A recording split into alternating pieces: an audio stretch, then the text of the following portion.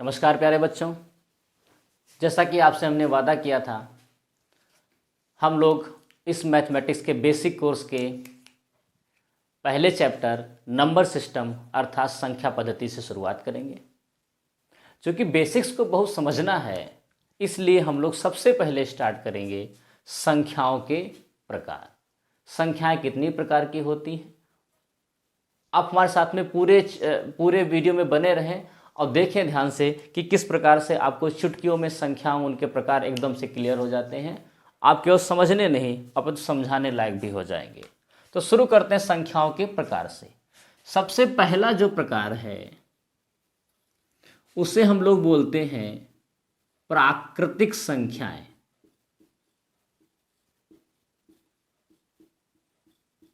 जिनको प्राकृत संख्याएं भी बोला जाता है। बच्चों, प्राकृतिक संख्याएं जो हैं वो शुरुआत होती है 1 से। 1, 2, 3 और कहां तक जाती हैं? अनंत तक जाती हैं। ठीक बात है, ये सभी को पता है। याद कैसे रखेंगे? एकदम छोटे बच्चों के जैसे अगर समझने का प्रयास करें, याद हम ऐसे रखेंगे। प्राकृतिक का मतलब है प्रकृति। प्रकृति ने जो भी चीज बच्चों बनाई है वो सभी 1 से शुरू की है। 1 बनाई है, 2 बनाई है, 3 बनाई है, 4 बनाई है। प्रकृति ने कभी आधा नहीं बनाया है कि आधा आदमी बना दिया हो या आधा पेड़ बना दिया हो। हम लोग पेड़ काट करके आधा कर सकते हैं, लेकिन प्रकृति ने कभी आधा पेड़ नहीं बनाया होगा। क्या प्रकृति ने कभी 2.5 पेड़ बनाया है? 3.25 पेड़ बनाया है ना? प्रकृति ने 1 से शुरुआत की है। या तो 1 बनाया होगा, उसके बाद 2, फिर 3, फिर 4, फिर 5 और कहां तक? अनंत तक। अनंत तक क्यों? आप छोटा सा एग्जाम्पल ले सकते हैं। जैसे तारे। तारा कैसा है? या तो 1 है, या तो 2 है, या तो 3 है और कहां तक है? अनंत तक है। धान के खेत में धान के पेड़ों की संख्या काउंट कर लीजिए। कहां से शुरुआत है? 1 है, या तो 2 है, या तो 3 है। कहां तक है? अनंत तक है। इस पृथ्वी पर पेड़ों की संख्या काउंट कर लीजिए। अपने सर में बाल की संख्या काउंट कर लीजिए। क्या आधा बाल उगाया है प्रकृति ने आपके सर में? या 0 बाल उगाया है आपके सर में? नहीं। क्या 2.5 बाल उगाया है आपके सर में? नहीं। कहां से शुरुआत हुई है? शुरुआत 1 से हुई है, 2, 3 और कहां तक यह संख्या चली जाती है? अनंत तक। तो एक बहुत ही शानदार सा लॉजिक है कि प्राकृतिक संख्याएं वो संख्याएं जो प्रकृति से जुड़ी हुई हों। प्रकृति से जुड़ी हुई प्रत्येक वस्तु कहां से शुरू होती है? 1 से शुरू होती है, 2, 3 और कहां तक चली जाती है? अनंत तक चली जाती है। आगे बढ़ते हैं। अगली संख्या देखिए, आवश्यकता ही आविष्कार की जननी होती है। अब शून्य का आविष्कार कैसे हुआ होगा, यह बात ध्यान से पढ़ी, समझने का प्रयास कीजिए। जैसे प्राकृतिक संख्याएं हैं 1, 2, 3, 4, कहने को अनंत तक कह दिया गया, लेकिन 1, 2, 3, 4, 5, 6, 7, 8, 9 के आगे जब 10 लिखने की बारी आएगी तो 10 को कैसे लिखोगे या 10 को कैसे लिखा जाए? ठीक ना? तो उसके लिए हमको एक शून्य की आवश्यकता हुई। याद करने का तरीका है छोटा सा कि 9 तक तो लिख लिया, लेकिन 9 के आगे 10 लिखने चलेंगे तो हम लोग की कलम रुक जाएगी, क्योंकि प्राकृतिक संख्याओं तक 0 का कोई वहां पर स्थान नहीं था। अब हम 0 बढ़ा देंगे। इन्हीं संख्याओं में अगर हम 0 बढ़ा दें तो 0, 1, 2, 3 कहेंगे हाँ अब ठीक है। अब क्या हो गया? अब ये पूर्ण हो गया, पूरा हो गया, कंप्लीट हो गया। इसलिए इन संख्याओं को नाम दिया गया पूर्ण संख्याएं। क्या नाम दिया गया? पूर्ण संख्याएं। पूर्ण संख्याएं। अब बात एक छोटा सा ऐसे याद रख सकते हैं, जैसे हमारे थाली में क्या रखा हुआ है? हमारे थाली में पूड़ी है, कचौड़ी है, सब्जी है, चावल है, दाल है, सब कुछ रखा हुआ है। सब कुछ हम लोगों ने खा लिया और लास्ट में अगर एक रसगुल्ला आ जाए तो रसगुल्ला खाने के बाद में कहेंगे हाँ भाई अब हम क्या हो गए? पूर्ण हो गए, कंप्लीट हो गए। अब पूरा पूरा मामला ओके हो गया। यानी प्राकृतिक संख्याओं में अगर शून्य को बढ़ा दिया जाए तो उसे हम क्या बोलेंगे? पूर्ण संख्या बोलेंगे। तो अब हमारे पास दो प्रकार की संख्याएं हो गई, प्राकृतिक संख्याएं 1 2 3 4 5 कहाँ अनंत तक हो गया, आवश्यकता पड़ी जीरो की, जीरो को बढ़ा लिया तो पूर्ण हो गए। कैसे याद रखेंगे? थाली में सब कुछ रखा हुआ था, सब कुछ खाया, लास्ट में मिल गया रसगुल्ला जीरो वाला, उसको खाया, उसको खाने के बाद में क्या हो गए? पूर्ण हो गए, कंप्लीट हो गए। अब और कुछ नहीं चाहिए तो क्या हो गए? वो पूर्ण संख्याएं हो गई। जैसा कि हमने आपको बताया था कि आवश्यकता ही आविष्कार की जननी है। अब आगे देखते हैं क्या होगा। आगे जो नंबर आएगा वो आएगा पूर्णांक का। क्या नंबर आएगा? पूर्णांक। पूर्णांक का कैसे प्रादुर्भाव हुआ होगा, कैसे ये आई होंगी, तो समझने का प्रयास कीजिए। यहाँ पर हमारे पास में जीरो है यानी न्यूट्रल, धनात्मक संख्याएं हैं। अब यहाँ पर क्या महसूस नहीं हो रहा है कि यहाँ पे माइनस वाली संख्याएं भी होनी चाहिए? मतलब जैसे एक डायरी में हम लिख रहे हैं तो हमने क्या है, हमारे पास में रुपए हैं 10, तो हमने डायरी में इसको लिखा 10। हमारे पास रुपए हैं 0, हमने लिख दिया 0।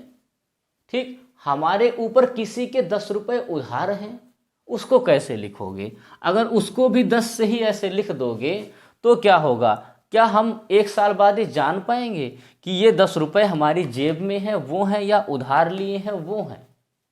तो इसलिए इसको एक अलग सिग्नेचर की जरूरत पड़ी, एक अलग साइन की जरूरत पड़ी। तो ये कहा गया जो आपका अपना है उसको धन लिख लो, प्लस लिख लो, जो आप पर कर्जा है उस पर क्या लिख लो? माइनस लिख लो। तो कुछ इस तरीके से ऋणात्मक संख्याओं की भी आवश्यकता महसूस हुई कि अगर कोई चीज़ मिल रही है उसको धन लिखिए, कोई चीज़ अगर आपको देनी है तो उसके क्या लिख सकते हैं? ऋण रख सकते हैं। लेकिन पूर्ण संख्याओं में ऐसी व्यवस्था नहीं थी। पूर्ण संख्याओं में या तो आपके पास में कुछ नहीं है अर्थात जीरो है, या तो आपके पास में सब कुछ है। अगर आपने किसी पर उधार लिया हुआ है, आपके ऊपर कोई देनदारी है, उसको कैसे व्यक्त करोगे? वहां पर पूर्ण संख्याओं में इसकी व्यवस्थाएं नहीं थी। आवश्यकता ही आविष्कार की जननी है। तो क्या हुआ? ऋणात्मक संख्याओं को बढ़ा दिया गया। तो 0 1 2 3 ये सब पहले से ही था। इसमें ऋणात्मक संख्याएं अर्थात माइनस वाली संख्याएं बढ़ा दी गई। तो क्या कहलाएंगे? ये पूर्णांक। यानी पूर्णांक जो है, पूर्णांक में 3 प्रकार की संख्याएं हो जाएंगी। सबसे पहले कौन हो जाएगा? रसगुल्ला अपना 0। दूसरा क्या हो जाएंगी? सभी पॉजिटिव नंबर्स यानी सभी धनात्मक संख्याएं हो जाएंगी। और तीसरी सभी माइनस वाली यानी सभी ऋणात्मक संख्याएं इसमें हो जाएंगी। अगर आप ध्यान से देखें तो प्राकृतिक संख्याएं 1 2 3 से लेकर के अनंत तक। ठीक, फिर पूर्ण संख्याएं 0 1 2 3, यानी पूर्ण संख्याओं में 0 प्लस प्राकृतिक संख्याएं नेचुरल नंबर्स। हम लोग हिंदी पर ज़्यादा कॉन्सेंट्रेट करेंगे क्योंकि हमारे जो सब्सक्राइबर्स हैं वो मोस्टली हिंदी भाषी हैं। तो 0 और क्या? प्राकृतिक संख्याएं पूर्ण संख्याओं में है। अगर आप इसमें देखें पूर्णांक में तो इसमें क्या हो जाएगा? इसमें आपकी पुरानी वाली यानी पूर्ण संख्याएं हैं। यानी इसमें ये वाली संख्याएं घुसी हुई हैं, इसमें ये वाली संख्याएं घुसी हुई हैं। यानी पूर्णांक में कौन कौन संख्याएं होंगी? पूर्ण संख्याएं भी होंगी, प्राकृतिक संख्याएं भी होंगी, साथ में क्या होंगे? ऋणात्मक संख्याएं इसमें आ जाएंगी। तो इसमें 3 प्रकार की संख्याएं, एक तो 0 अपना रसगुल्ला, दूसरा सभी धनात्मक संख्याएं और सभी ऋणात्मक संख्याएं। ये 3 प्रकार की संख्याओं को हम लोग एक साथ पढ़ते हैं। ठीक, उम्मीद करते हैं आपको ये बात समझ में आई होगी। अब हम लोग आगे बढ़ते हैं। फिर से रिपीट करेंगे। जैसे जैसे आवश्यकता महसूस होती गई वैसे वैसे संख्याओं का विकास होता गया। आगे हम लोग पढ़ेंगे, जैसे हम लोगों ने देखा कि जैसे हमको 0 की आवश्यकता हुई तो उसमें 0 बढ़ा लिया गया, माइनस संख्याओं की आवश्यकता हुई तो उनको बढ़ा लिया गया। अब कुछ अगर कटी पिटी संख्याओं की आवश्यकता हुई उसे क्या नाम दिया जाएगा? जैसे सेब के हमने 3 टुकड़े किए, अब उसको क्या लिखें? जीरो तो लिख नहीं सकते, एक तो लिख नहीं सकते, माइनस में सेव हो नहीं सकता। तो उसके लिए इस प्रकार की संख्याओं को 1/3, अगर इसको आप ध्यान से पढ़ लोगे तो उसी में से पूरी परिभाषा निकल आएगी। 1/3 यानी एक सेब को बांटा गया 3 हिस्सों में, जो हम लोग बोलते हैं वही 1/3, एक को बांटा गया 3 हिस्सों में। 2/5 यानी 2 सेब को बांटा गया 5 हिस्सों में। 2/5 जो बोलते आए हैं, अगर उस पर ही हम लोग ध्यान दे लेंगे ना तो भी आधा कॉन्सेप्ट क्लियर हो जाएगा। आधा क्यों, पूरा कॉन्सेप्ट क्लियर हो जाएगा। 2/3 का मतलब है समझाने की जरूरत नहीं, कौन चित्र बनाए कौन समझाए कि 2 को, भाषा को ही पकड़ लीजिए। 2/5, 2/5 यानी 2 को बांट दिया 5 में। यही तो हिंदी की खूबसूरती है। इंग्लिश वाले 2/5 पढ़ते हैं, अपान का मतलब क्या है भाई, मतलब तो असली हिंदी में ही निकल रहा है। 2/5, 2 को बांटा 5 में। कहीं पे लिखा हुआ है 3/5, याद करने की जरूरत नहीं है, सीधे बोल दीजिए। कोई पूछे 3/5 का मतलब क्या है, भाषा पे ध्यान दीजिए। 3 को बांटो 5 में, 3/5, 3 बट गया 5 में, बस 3 सेब थे उसको 5 हिस्सों में बांट दिया हम लोगों ने। बस यही है क्या, यही है बटे का खेल। इसको नाम क्या दिया गया, देखो इसको नामकरण कुछ ऐसे हुआ होगा, देखने में एकदम अलग अलग है, देखने में एकदम अलग संख्याएं हैं। क्यों, इसके पहले की संख्याएं सीधी लिखी हुई थी, 1 2 3 4 5, 0 1 2 3 4 5 6। ये कैसी हैं, वो एक ऊपर लिखा हुआ है, लाइन खींची हुई 3, एकदम अलग हैं, एकदम भिन्न है, एकदम अलग हैं, एकदम भिन्न है। तो इसलिए इनको नाम दिया गया भिन्न संख्याएं। इनको क्या नाम दिया गया, भिन्न संख्याएं। 1/3, 2/5, 3/5। इसके लिए एक बात आपको और ध्यान दिला देंगे, आगे बहुत जरूरी काम आगे काम आएंगी। भिन्न संख्याएं वो संख्याएं होती हैं जितने सेब के टुकड़े कर सकते हैं, जितने सेब के टुकड़े कर सकते हैं उन्हें सब हम क्या बोलेंगे, भिन्न संख्याएं बोलेंगे। ठीक है, ये इसका मतलब अभी आगे काम आएगा, जब आगे हम लोग कुछ कॉन्सेप्ट को क्लियर करेंगे तब वहां पर ये काम में आ जाएगा। फिलहाल भिन्न संख्याएं क्या हैं, 1/3, 2/4, 1/6, जितना भी बटे में संख्या है वो सभी भिन्न संख्याएं हो जाएंगी। लेकिन -1/3, -2/5 क्या ये भिन्न संख्याएं होंगी, नहीं। ऋणात्मक वाली जो बटे की संख्याएं होती हैं वो भिन्न संख्याएं नहीं होती हैं। फिर से आवश्यकता ही आविष्कार की जननी है, यानी इनको हमें एक अलग नाम देना पड़ेगा, क्योंकि भिन्न संख्याएं वही संख्या है जितने सेब के टुकड़े कर सकते हैं। और सेब के टुकड़े माइनस में नहीं हो सकते। क्यों नहीं हो सकते, क्योंकि सेब स्वयं माइनस में नहीं हो सकता। मतलब हम आपसे कभी कहें कि जाओ बेटा जरा 2 सेब लेकर के आओ, तो लेकर के आओगे। हम कहें जरा -2 सेब लेकर के आओ, तो -2 सेब कहाँ मिलते हैं भाई साहब, बिल्कुल नहीं मिलेंगे, है ना। तो माइनस, भिन्न कभी भी माइनस में नहीं होती। इनको एक अलग नाम देना पड़ा, इनको नाम देना पड़ा है, वो नाम रखा गया परिमेय संख्याएं। परिमेय संख्याएं, हालांकि समझाने के लिए बता दिया आपको परिमेय संख्याएं। परिमेय संख्याओं का दायरा बहुत बड़ा होता है, समझिए क्या होती है परिमेय संख्या। परिमेय संख्या वे संख्याएं होती हैं जिनको अंश बटे हर के रूप में आप लिख सको, और उनका हर जो है वो 0 नहीं होना चाहिए। ये बात ध्यान रखिए। परिमेय संख्या वे संख्याएं होती हैं जिनको हम लोग अंश बटे हर के रूप में लिख सकें, और साथ में ये ध्यान रखिए कि उनका हर 0 नहीं होना चाहिए। मतलब क्या हुआ, ध्यान से देखो। जैसे -4/5, ये ज्ञात करना है कि -4/5 क्या परिमेय संख्या है। हम लोग के लिए इतना देख लें, क्या ये अंश बटे हर के रूप में है, हाँ है। क्या हर इसका 0 है, नहीं, बस हर 0 नहीं है, इसका मतलब ये परिमेय संख्या है। और एग्जांपल लेके देखें, 4/5, क्या 4/5 परिमेय संख्या है, हाँ है, क्योंकि ये अंश बटे हर के रूप में लिखी है और इसका हर जो है 0 नहीं है, तो ये भी परिमेय संख्या हो गई। आगे बढ़ के देख लेते हैं, क्या जैसे 5 क्या परिमेय संख्या है, आप कहोगे सर नहीं, क्योंकि अंश बटे हर के रूप में नहीं है, लेकिन नहीं बच्चों, किसी भी संख्या के नीचे एक चुपचाप छुपा रहता है ना। जैसे हर शक्तिमान के अंदर एक गंगाधर छुपा रहता है। शक्तिमान आप लोग देखे होंगे, नहीं देखे हो तो देख लीजिएगा। हर शक्तिमान के अंदर गंगाधर छुपा रहता है, इसलिए हर संख्या के नीचे हमेशा आपको एक मिलेगा। एक मिल गया तो ये अंश हो गया, ये हर हो गया, यानी इसे अंश बटे हर के रूप में लिख सकते हैं। और देखिए इसका हर 0 नहीं है, यानी ये भी परिमेय संख्या है। और एग्जाम्पल ले लें हम लोग, चलिए 0 ले लेते हैं। क्या 0 परिमेय संख्या है? आप कहोगे हाँ सर, ये 0 परिमेय संख्या नहीं हो सकती। क्यों नहीं हो सकती?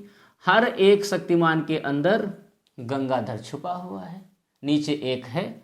अब अंश बटे हर के रूप में है। आप कहोगे सर ये तो 0 पर आ गया, लेकिन हमें ऊपर 0 से तो मतलब ही नहीं है। हमने कहा हर उसका 0 नहीं होना चाहिए। ऊपर कुछ भी हो हमसे क्या मतलब भाई, ऊपर कुछ भी हो हमसे कोई मतलब नहीं है। नीचे 0 नहीं है, यही हमको चाहिए। 2 शर्त पूरी होनी चाहिए, अंश बटे हर के रूप में हो और हर उसका 0 ना हो। देखिए अंश बटे हर के रूप में है और इसका हर 0 नहीं है, इसका मतलब बच्चों ये भी परिमेय संख्या है। 1/0 ये अंश बटे हर के रूप में तो है बच्चों, लेकिन इसका हर हो गया 0, यानी ये परिमेय संख्या नहीं है। ये संख्या परिमेय संख्या नहीं है, इसे हम परिमेय संख्या नहीं बोलेंगे। अब आपको ऐसा लग रहा होगा कि पिछली तमाम संख्याएं जो आपने पढ़ी हैं वो सभी परिमेय संख्या हैं। बिल्कुल सही कहा आपने। प्राकृतिक संख्याएं 1, 2, 3, 4 ये सभी परिमेय संख्याएं हैं। क्यों? क्योंकि इसके नीचे आप एक डालते चले जाइए, परिमेय संख्या बनती जाएगी, है ना। आप पूर्ण संख्या देख लीजिए, 0 स्वयं में परिमेय संख्या है, इसके नीचे हम लोग एक डाल के इसको बना लिए थे। आप पूर्णांक ले लीजिए, माइनस की सभी संख्याएं ले लीजिए, उसके नीचे आप एक डाल सकते हैं। और भिन्न तो परिमेय संख्याएं हैं ही, यानी परिमेय संख्याओं के अंदर सभी संख्याएं आएंगी जो अभी तक हमने ऊपर की चारों पढ़ी हैं। प्राकृतिक संख्याएं, पूर्ण संख्याएं, पूर्णांक और भिन्न, ये सभी किसके अंदर आ जाएंगी? ये सभी परिमेय संख्याओं के अंदर आ जाएंगी, है ना। आप लोग साथ साथ पढ़ते रहिए, बाद में समझ आ जाएगा पूरा। नोट्स बनाने की ज़रूरत ही नहीं पड़ेगी, अन्यथा आप नोट्स बना लीजिए। कोई दिक्कत हो तो हम आपको नोट्स प्रोवाइड करा देंगे। हालांकि बहुत ही इजी में पढ़ा रहे हैं, आपको बैठे बैठा ही याद हो रहा होगा। आगे बढ़ जाते हैं। परिमेय संख्या है तो उसका अपरिमेय संख्याएं जरूर होंगी। अब अपरिमेय संख्याएं क्या है? अपरिमेय संख्याएं नाम से मालूम पड़ रहा है कि परिमेय संख्याओं के अपोजिट होंगी। हाँ बिल्कुल सही। परिमेय संख्याओं को अंश बटे हर के रूप में लिख सकते थे, अपरिमेय संख्याओं को अंश बटे हर के रूप में नहीं लिख सकते। यानी ऐसी संख्याएं जिनको अंश बटे हर के रूप में आप न लिख सकें उसे हम क्या बोल देंगे? अपरिमेय संख्याएं बोल देंगे। जैसे √2, √3, रूट में कोई भी अभाज्य संख्या आप ले लीजिए, इनका वर्गमूल जब आप बच्चों निकालेंगे तो ये कभी ख़त्म ही नहीं होगा, ये कभी ख़त्म ही नहीं होगा। इसलिए जब ये कभी ख़त्म नहीं होगा तब इसको आप भिन्न में बदल नहीं सकते। जब आपको दशमलव और भिन्न पढ़ाएंगे तब आपको ढंग से समझाएंगे। फिलहाल आप जानिए कि इसको हम लोग दशमलव भिन्न में बदल नहीं सकते, ये अनंत तक चली जाएंगी। इसको कभी भी हम लोग अंश बटे हर के रूप में नहीं लिख सकते, इसलिए ये अपरिमेय संख्या हो जाएंगी। अंडर रूट में जो भी अभाज्य संख्याएं हैं वो क्या कहलाएंगी? अपरिमेय संख्या कहलाएंगी। ठीक, अगला देख लीजिए।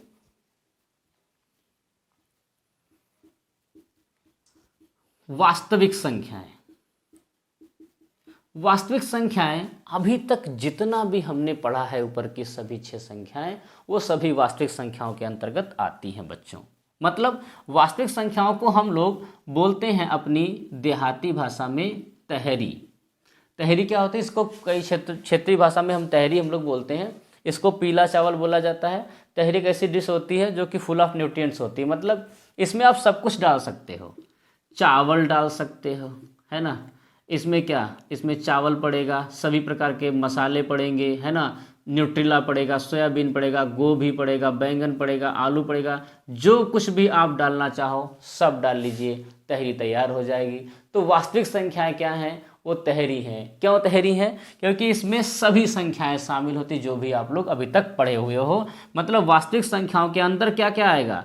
प्राकृतिक संख्याएं आएंगी, पूर्ण संख्याएं आएंगी, पूर्णांक आएगा और भिन्न आ जाएंगी, परिमेय संख्याएं आ जाएंगी, अपरिमेय संख्याएं आ जाएंगी। जितनी संख्या आपने पढ़ी है वो सभी किसके अंदर आ जाएंगी, वास्तविक संख्या के अंतर्गत आ जाएंगी। तो वास्तविक संख्या क्या है, तहरी है, जिसमें सब कुछ आप मिला देते हो वो क्या बन जाती हैं, वास्तविक संख्याएं बन जाती हैं, जितना भी आपने पढ़ा हुआ है।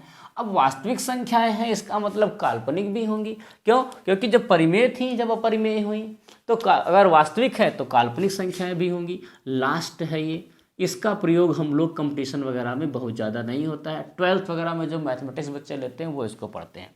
काल्पनिक संख्याएं जैसे √-4, √4 का वर्गमूल होता है 2, लेकिन √-4 का वर्गमूल 2 नहीं होता। ये एक काल्पनिक संख्या होती है जिसको 2i बोलते हैं। आई को हम लोग बोलते हैं आयोटा। तो ये होती है काल्पनिक संख्याएं। इसका हम लोग के कंपटीशन में कोई मतलब नहीं है, इससे जो संबंधित प्रश्न है वो नहीं पूछे जाते हैं। ठीक है, तो आज संख्याओं के प्रकार का फॉर्मल इंट्रोडक्शन था। वीडियो थोड़ा सा बड़ा हुआ होगा, लेकिन इस वीडियो का एक एक सेकंड आपके लिए बहुत बहुमूल्य है। पूरा का पूरा वीडियो ध्यान से देखिए, आपको नोट्स बनाने की जरूरत नहीं पड़ेगी। फिर भी अगर आपको आवश्यकता लगती है कुछ लिखने की तो साथ साथ लिखते चलिए। आपका मैथमेटिक्स का बेसिक का पहला क्लास आज कंप्लीट हुआ। ये क्लास आपको कैसी लगी कमेंट सेक्शन में ज़रूर बताएंगे, थोड़ा सा हम लोग को मोटिवेशन मिलेगा। कल मिलते हैं नए वीडियो के साथ, तब तक नमस्कार, शुभ रात्रि।